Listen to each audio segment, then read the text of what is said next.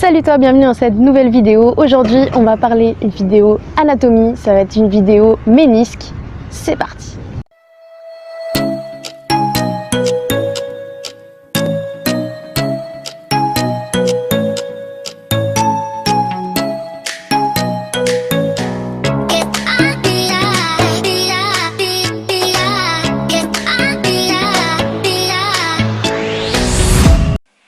Bon alors d'abord, c'est quoi le ménisque? Le ménisque, tout simplement, c'est un cartilage que tu retrouves au niveau des articulations.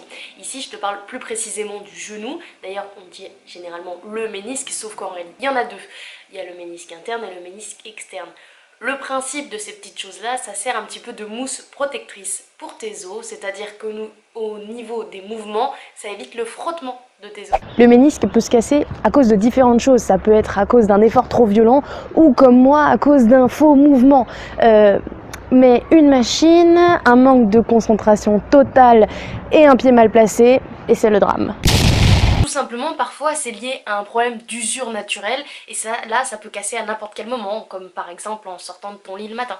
Ce qui est très chiant avec le ménisque, c'est que c'est une partie du corps qui n'est pas irriguée par le sang, donc elle ne peut pas se régénérer entre guillemets automatiquement comme vont le faire les autres parties du corps. Ça implique évidemment de la réparation. Pour réparer le ménisque, tu es obligé de le retirer. Ouais, en fait, tu peux pas réellement le réparer. Tu es obligé de l'enlever. Pourquoi? Parce que si jamais tu ne le fais pas, les morceaux vont se décrocher, vont se promener dans le genou. En ce qui me concerne, j'avais déjà un petit morceau légèrement décalé. Il m'a bloqué la jambe et m'a créé des douleurs pas possibles. Alors je n'ose même pas imaginer ce que ça donne si tu as un truc qui se promène.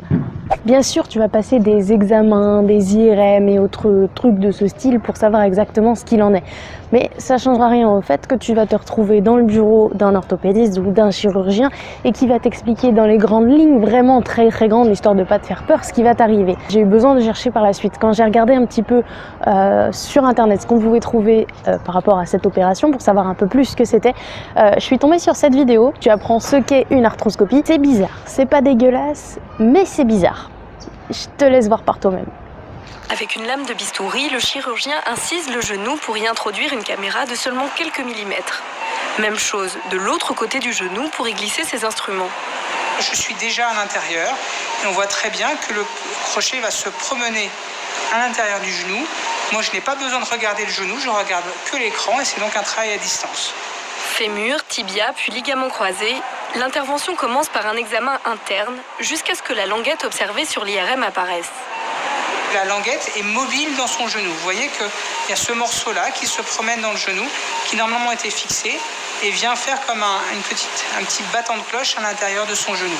Et c'est ce morceau-là, voilà, ce morceau-là qui vient se coincer et qui fait mal. Et vous pouvez imaginer, c'est un peu comme un gravier dans un genou. Si on le laisse, le patient reste douloureux et ça ne peut pas guérir tout seul. Heureusement pour le patient, la lésion est minime. Il pourra conserver son ménisque quasiment intact. Le chirurgien se contente donc de retirer cette petite partie endommagée. On n'a plus qu'à ouvrir la pince, couper le petit morceau. Voilà, on l'a coupé, il est coupé et on n'a plus qu'à retirer. C'est un tout petit morceau qui fait à peu près 10 mm sur 5 mm. Et puis si tu as peur d'être défiguré,